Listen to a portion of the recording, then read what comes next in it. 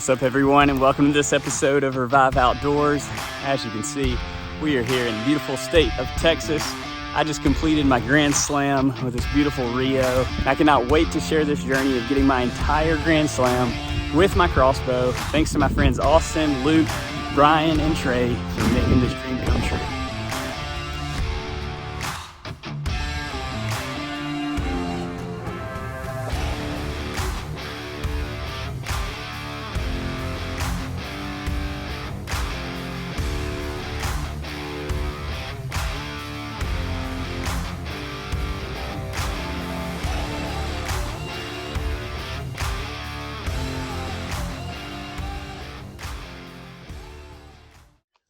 All right, well, Trey's behind the camera. You'll see him on the 360 camera looking at it like an old man trying to figure out technology, you know. But got a quick change. Overcame the Walmart fiasco of not being able to put in a few buttons. So got my license. But we're about to try to locate some. We got 2 or 3 gobbling across the property line. Can't hunt over there. Trey said he's seen some here recently. We're going to try to locate him real quick. The good thing about calling is you don't have to be that good at it. You have to be a better hunter, though. We're going to start with the shotgun, as you can see, and then move over to the crossbow once we kind of figure out what their patterns are. And my crossbow is all black, so it's not easily camoed. I would say we go in here and shoot toward this fence line and see if we can get that guy, because he sounded closer on that. Yeah. On that last one. And let's see if we can get him across the fence. I got him across the fence a couple weeks ago, but, you know, my friend turned and looked somewhere else and it caught him. The only thing that was popping up was his head, so Yeah. We just need to be more patient. We'll get him. Sounds good. Okay. Make sure I got the red dot. Yep.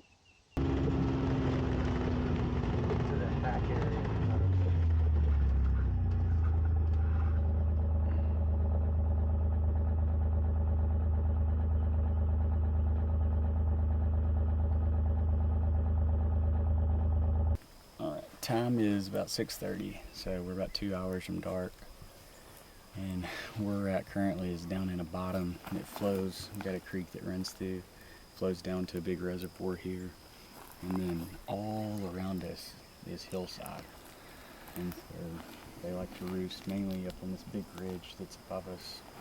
And so what I'm going to do is I'll start with just some light, just my natural voice call, and then I'll give a little bit more raspy hen, a little bit more distance.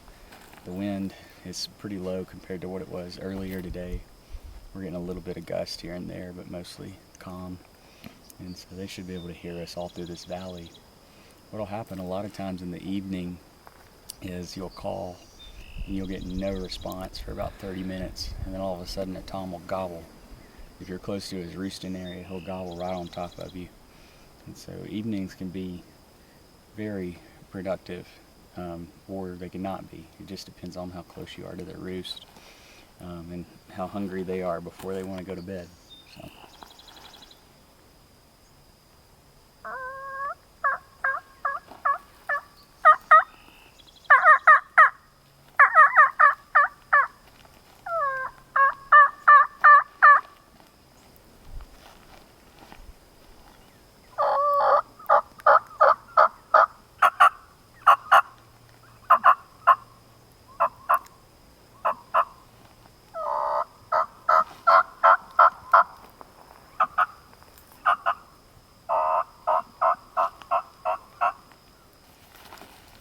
No response, which is pretty typical in the evening times. What I like to do, if I know 100% where roost locations are, and what I'll do is I'll get almost right up under the tree and call real loud like that, and then I'll just go silent. Unfortunately, haven't scouted enough to know exactly where they're roosting here to do that, but just trying to get one to pretty much shot gobble and see if it'll play right before dark. And so no response, but that doesn't mean they're not in here. We got tracks and sign of them all over the place. They're just not wanting to talk.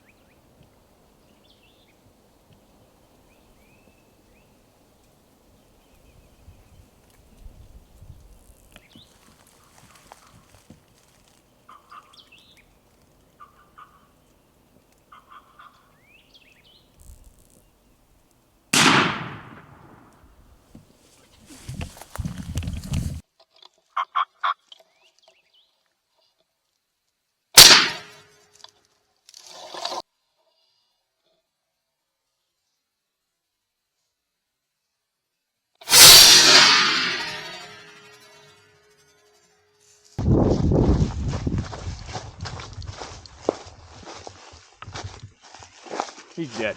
Where'd he go? He's right there. He's laying down dead. Oh, that's awesome. Dude. Oh my gosh, what a hunt. Let's just go put our hands on him. Let's go. How'd I get around the fence? Just, you're gonna have to crawl to go under.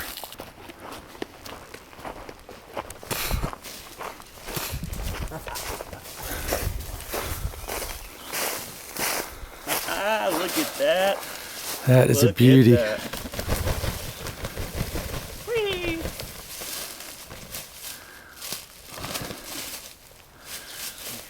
Awesome. That was probably the hardest I've worked for a bird in a long time. I was honestly thinking that I wouldn't have to work that hard, because hunting somewhat unpressured birds, they just have a lot of land to roam, and winds up today, winds down today, winds up today, winds down today. So the gobbles have sounded like they're close and then they're far away, close and far away. This morning we got on one and he was just gobbling and gobbling and gobbling. And we put 2 and 2 together and realized he was still on the roost at, what was that, Trey, 9 a.m.? Mm-hmm. So 9 a.m., this homeboy's still on the roost. So when we're sneaking up through the field, he's like literally in the tree probably laughing at us. We drove around just trying to get an idea of the property, walked around, and then we found a bunch of tracks by this big reservoir and decided that I called over there at the other corner, and Trey thought he heard a bird, but I didn't hear anything. And then so we came over here and we're looking, and I see fresh tom tracks just right on the edge of this creek. And I'm like, okay, there's a bird somewhere around here. Let's see if we can shot gobble him, call him in. So sure enough,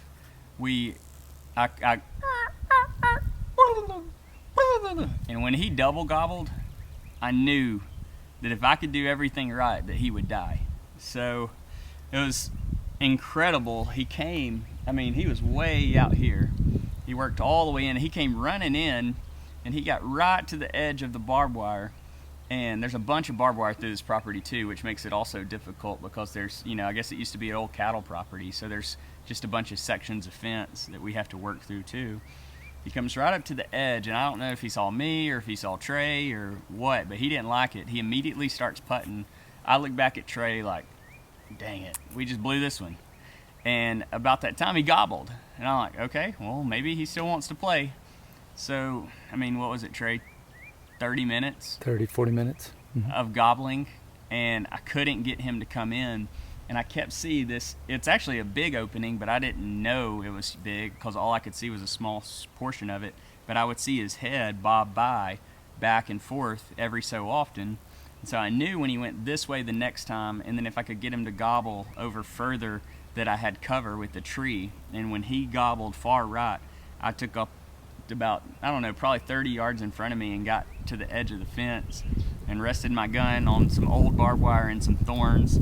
Like my knees cut up, my wrist is probably cut up from when I shot, but he was gobbling and gobbling and gobbling even when I was right there. And I was like, man, he's right there, I just can't see him, I don't know where he's at, he's behind this cover. And then I saw his body, like I don't know if he was strutting or what, but I just saw his 2 wings like not in a strut walking away from me, and his tail was down. And I'm like, well, I guess he's gonna go away. So I'm like, I'm gonna give it everything I got. So I just call, you know, cutting. And he was like, okay, maybe. He gobbles, and then I see that head turn, and he comes to the edge of the opening, and as soon as he pauses, I pulled the trigger. And an absolutely gorgeous bird. To come to Texas, first day, and be able to get a Rio is incredible. Trey, I'm super grateful that you brought me out here. It's a beautiful place. I haven't been in Texas since I was in the military. I lived here for a year and never hunted, but to be able to come back to such a great state, and they have incredible veteran benefits, and just a really awesome place to hunt. To be able to come and get one right away with the shotgun gets the monkey off the back, and now we can focus on one with the crossbow. If you watched any of my stuff before, I've got 3 of the 4 Grand Slam birds with the crossbow. Now I have all 4. I have my Grand Slam complete, but I really want to get it all 4 with the crossbow, so we're going to focus our efforts on that next and hopefully get on one. But I'm just blown away at the beauty of this bird. I mean, great beard, great spurs. I mean, he's probably, based off the spurs, it looks like they're like the rocks have cut him a little bit. Definitely got one to mount. So that's what you come out here and work hard. I'm going off a very little sleep right now. I'm driving through the night to get out here, but got it down and I'm excited.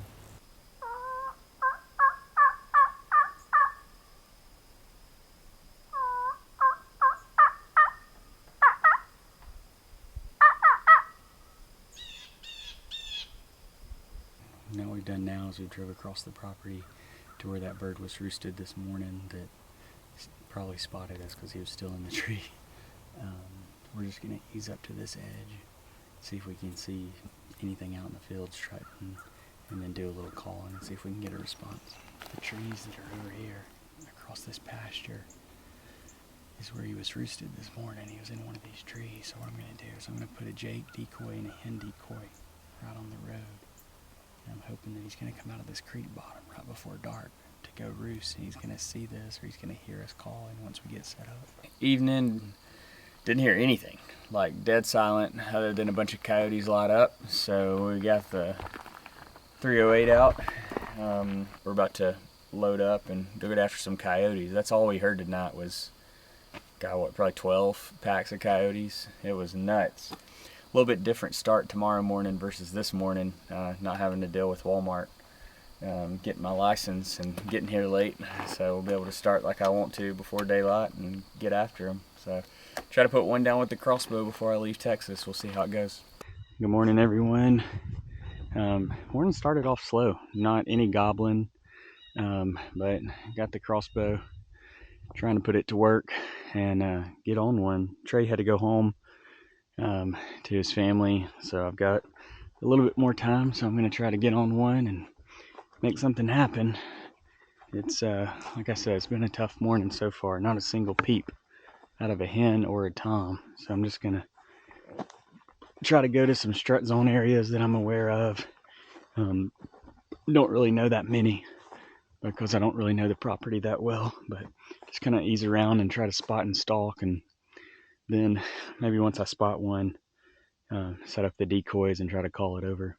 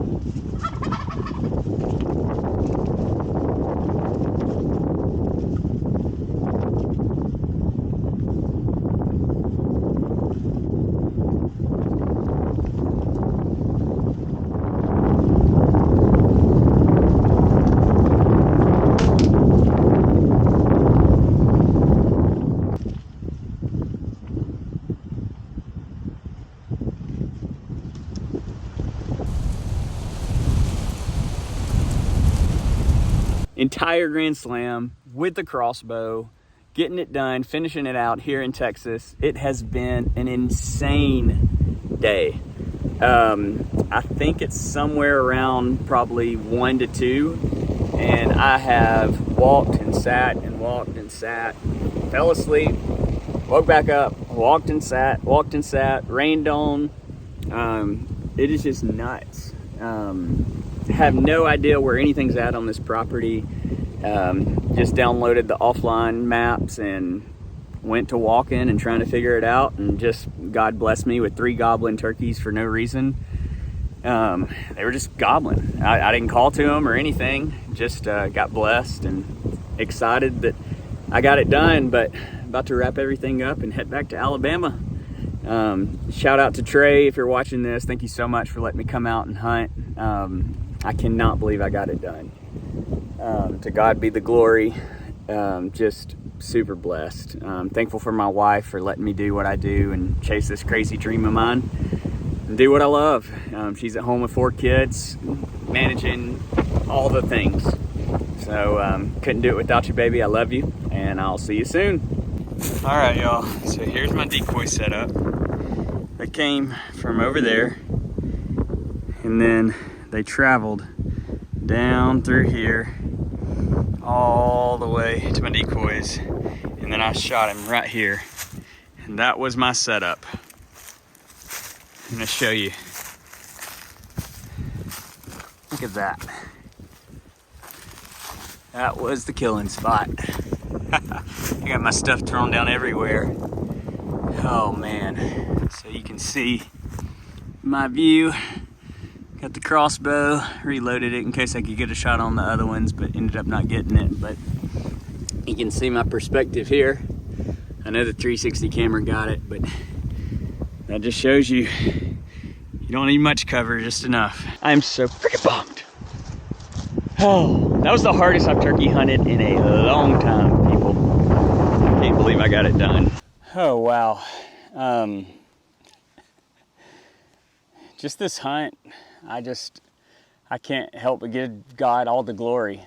I'm just incredible to how me and Trey connected a couple of years ago, and to be able to come out here and hunt in such a beautiful place here in Texas, and just the way the hunt happened today and yesterday. But just really grateful for the friends that have helped me get in the entire Grand Slam with my crossbow. Started with Austin in Nebraska, and then went down to Florida this year with Luke, and then came back to Alabama, and my friend Brian let me get one with the crossbow at his property.